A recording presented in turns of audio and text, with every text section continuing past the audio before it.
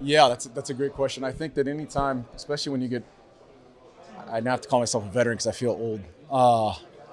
Anytime you're going through this process like we did, that you start trying to align yourself maybe with some different things when you're looking for where you want to land. And I think when we first started talking, me and Kenny realized right away we shared some common thoughts, some common beliefs, both on and off the field. And I think that was really fun to hear. It was really exciting. It was authentic, and that was important to me. It was encouraging and engaging in regards to how he saw the program. He's from here. He's got a passion about it. That was important. And then we started talking about football, and we aligned in a lot of similar places in regards to that. That piece of it's sometimes pretty simple because that's what we do. But that was good for us to be aligned that way in a lot of common ways. Coach Arroyo, both you and Kenny at ASUs at Oregon at different times. How much interaction have you guys had prior to this point? Yeah, good question, Blake. We'd cross paths. This is a small circle and small business. We all sometimes know each other or, crossbreed in regards to who we've coached or where we've been at. Me and Kenny had a crossover here at Oregon not too long ago. There was a lot of guys that was there for quite a while. A lot of guys on the roster and in that town and in that facility and sports athletic department that we knew. I knew a little bit about him. He knew about me. And so I think it was inherent to have probably a casual conversation in regards to kind of what either of us did and the effect we had on those people. So it was good. Sorry, how would you That's describe okay. your coaching style, and what should we expect from you out there? Yeah, I mean, pretty aggressive, optimistic, pretty tough, detailed. I love to coach. I love to be on the field. There's nothing like it. But I think the ability to connect with the guys, be able to teach, is probably the thing that I take the most pride in when we're out there. And you said that you're a QE guy. Just where does that stem from?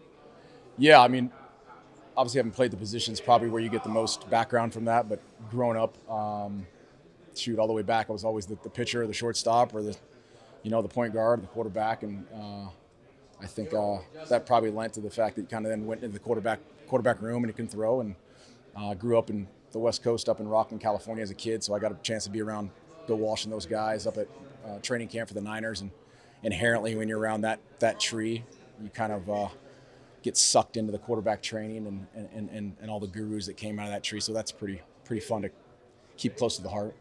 Of course, in the spring, the big storyline is going to be the quarterback battle and some guys going for the jobs. Over your course of career, what have you kind of found is like the best way to kind of administer quarterback competition and give those guys a chance to win that job?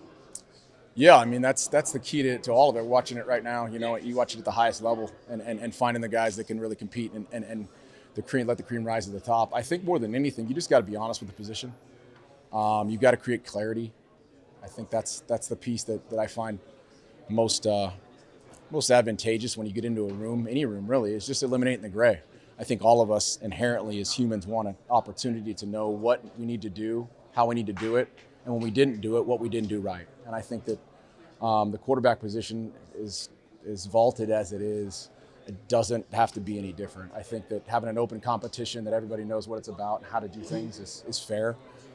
Being very clear on what needs to get done, giving them feedback. I think that's a lot of places that a lot of teachers miss on, is that they don't close the loop. They give you all the things you need to do, and at the end, they just don't really get down to correcting it the right way.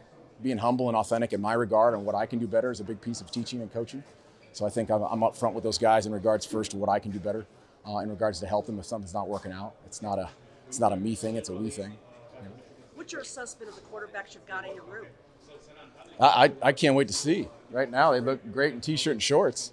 We haven't thrown a ball. We haven't talked a whole bunch of stuff. There's not many meetings yet, but I think overall, I say that with tongue in cheek. I think the thing I'm most excited about is I have met them as humans, and I think there's a piece there with those guys that I feel like they connect well. They want to be connected with.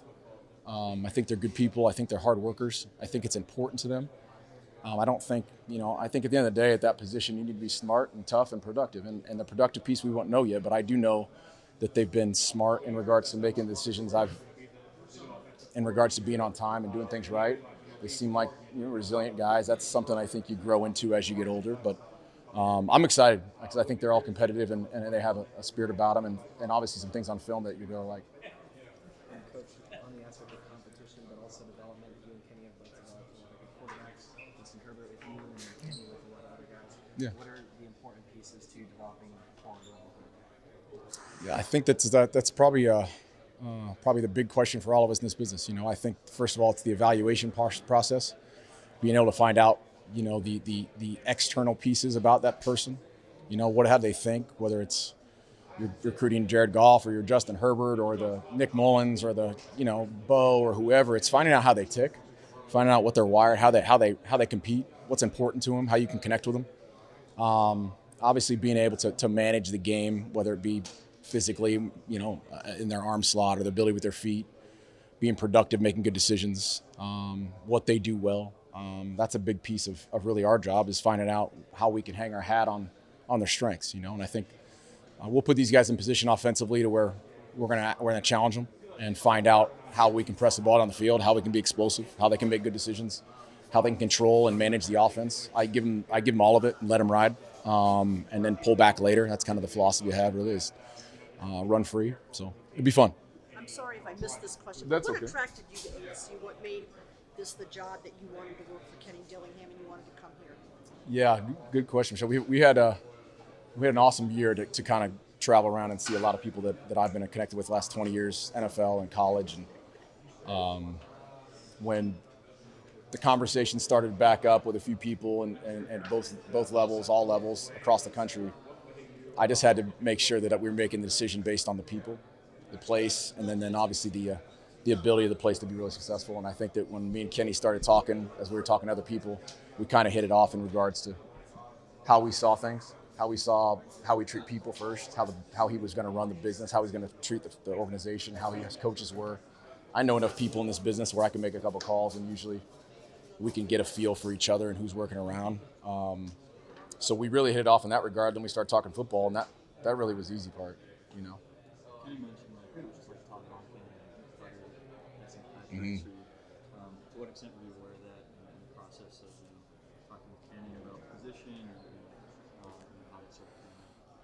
Yeah, those are flattering names, obviously, because you spend a lot of time in your career, you know, building relationships with people who, wherever they affected your life, hopefully that when someone calls for you, they call back and they have hopefully some good things to say.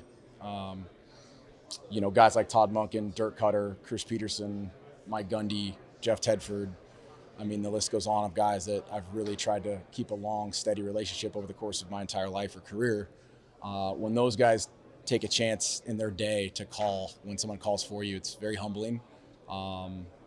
But it reminds you why you build relationships and why you take the time, why you spent the money as a GA to go travel and watch someone and sit in a room and sleep in a Motel 6 or your car to hang out and learn.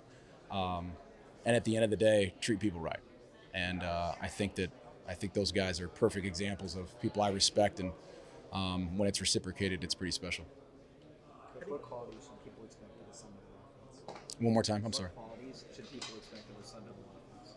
Yeah, I mean that's what I'm most excited about seeing. I mean, an explosive offense is what we're used to capable of doing. There's a good balance usually that we've had. The whole thing's revolved really around the personnel. I get to see who we've got. Looks like we've got some weapons that we're pretty excited about. It looks like we've got some linemen up front that we can really challenge the front with. I think you've got to control the game to be successful in the long run.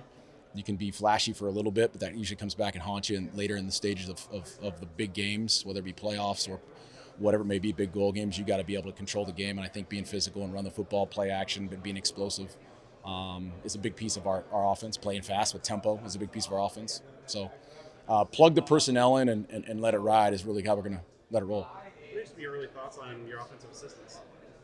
Yeah, great question. You know, when you're choosing the school and the head coach, you're also choosing who's there with them, you know, and I think there's a little advantage to being around a long time again because I know where those guys have been or who they've been with. So, you know, Coach T. Sauga's been around for a while. I've known quite a few people who worked with him. He worked with one of my biggest mentors, Coach Tedford, for a long time. I knew a lot about Sauga. I've known Jason and Sean since recruiting their high schools back when I was recruiting. I've known them for a long time as people and coaches. Coach Samples I've known from the guys he's bounced around in Texas where I've recruited for a really long time. So, you know, you end up knowing, have a little bit of piece of glance into the room, and it's pretty cool when you feel good about those guys. And all those guys have been really excited about the time we've sat down and started really developing the playbook. So I think those guys are awesome. Coach, as a former head coach at UNLV, what did you learn most from a head coaching experience, and how that you'll be able to apply that in the division? Gosh, there's books about that now, right? It's like you definitely don't know what you don't know, and I think that I look back on that really happy about the engagement and the time we put into it. I think that there's a lot. You spend your whole career studying for that role. What you don't study for is COVID and all the stuff that happens and things like that. And I think that you got to take that with a grain of salt and find out that there's so many things that you got from it. I mean, the way that you demand, the way that you detail, the organization, the way that you got to be steady every day. It's so much bigger than you. You know, I think that's helped being a coordinator for so long. It's helped stepping into the role we're in now. It's a collective effort. There's so many moving pieces, and you just got to be able to step back and make sure you're trying to manage them all the best you can. So it was an awesome experience for me, and we're going to be fantastic because of it.